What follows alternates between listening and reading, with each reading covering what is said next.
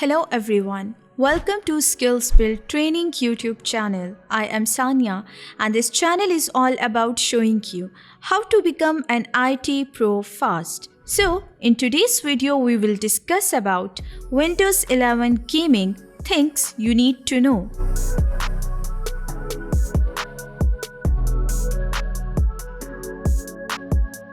So, the first thing I'm going to discuss with you is minimum system requirements for Windows 11. In order to experience games on Windows 11, first your system should meet the minimum system requirements so you will be able to install Windows 11 on your system.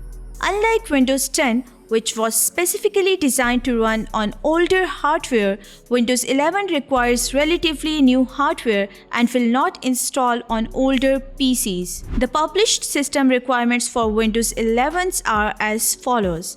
You need 1 GHz or faster processor with 2 or more cores on a compatible 64-bit processor or system on a chip, at least 4 GB of RAM, at least 64 GB of available storage, and TPM version 2.0, UEFI firmware, secure boot capable, and if I talk about graphic card, then compatible with DirectX 12 or later with a WDDM 2.0 driver, and high definition display, 9 inches or great monitor, 8 bits per color channel. And naturally, you will need an internet connection to keep Windows 11 up to date and to download and use some features. And this might be a good place to raise a farewell toast to 32-bit Windows, which is now officially retired. Windows 11 is available only as a 64-bit operating system for 64-bit CPUs. 32-bit Windows application will continue to be supported. However, the next thing I'm going to talk about is DirectX. Let's suppose the game has been built to run on Windows. Now, the game when installed on your PC has to ask your graphics card to create graphics and display them on your screen. The same thing is with the sound. How does the game know that you can run surround sound? What if your PC had a gamepad or a joystick attached? How can it know that you wish to use Crossfire or SLI? Could it know about utilizing the dual bandwidth on your GFX card? How about efficiently utilizing your whole hardware without even knowing what combination or permutation it was conjoined in? To get it done, you would have to knock on the doors of each hardware manufacturer for each type of hardware used while gaming. It gets really tough for developers to create a game compatible to run on massive diversity of hardware. To create a common interface for all of this diversity, Microsoft released the API called DirectX. DirectX provides the interface to access the frame buffer and advanced features of the graphics card, which are not provided in the standard Windows GDI graphics interface. When DirectX was introduced, vendors quickly developed drivers that exposed low-level functions of their graphics hardware to the application. Microsoft DirectX is Windows software technology designed to enhance multimedia experiences such as 3D gaming, graphics, network gaming, and audio. Many game and graphic software applications require an installation of a particular version of DirectX. Well, there are different versions of DirectX. Well, the latest one is DirectX 12 and DirectX 12 Ultimate. In order to run games on Windows 11, you need at least DirectX 11. The next thing I'm going to talk about is Auto HDR. Microsoft officially announced that there will be Auto HDR on Windows 11. Enabling HDR in Windows 11 is easy and similar to the previous version. High dynamic range HDR is one of the latest graphics enhancement. This feature affects your gaming experience in multiple ways: manifold color performance, deeper saturation, more diverse contrast, brighter highlights, and darker shadows. HDR allows a supported game to render a much wider range of brightness values and colors. It is a tech already in the Xbox Series X and S. Microsoft mentioned over 1,000 games will support Auto HDR.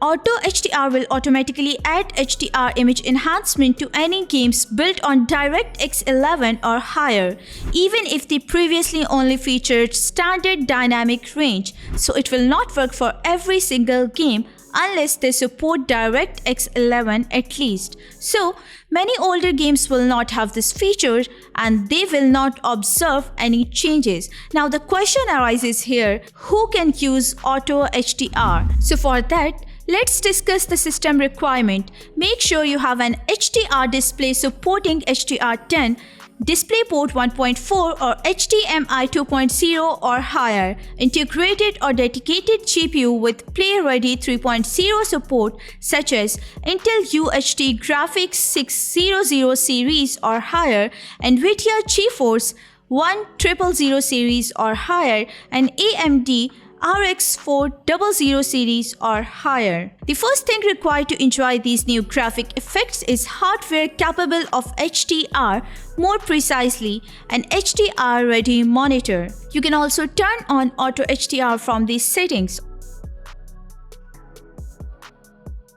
The next thing I'm going to talk about is Direct Storage. One of the most exciting new gaming features being dropped in Windows 11 is Direct Storage. Direct Storage is an API that helps capitalize on new high-performance SSD, specifically those that use a protocol called Non-Volatile Memory Express, also known as NVMe. Instead of 10 of megabytes per second, NVMe can deliver multi-gigabyte speed. This is if you have the infrastructure to support those new and improved speeds. The Windows 11 exclusive feature improves communication between your storage device and graphics card, allowing access to load quicker without having to pass through the CPU first. Naturally, this means more time spent gaming and less time reading the same hints as you move from area to area. Microsoft's new Direct Storage uses GPU power to unlock the full speeds of NVMe SSDs. Under Direct Storage,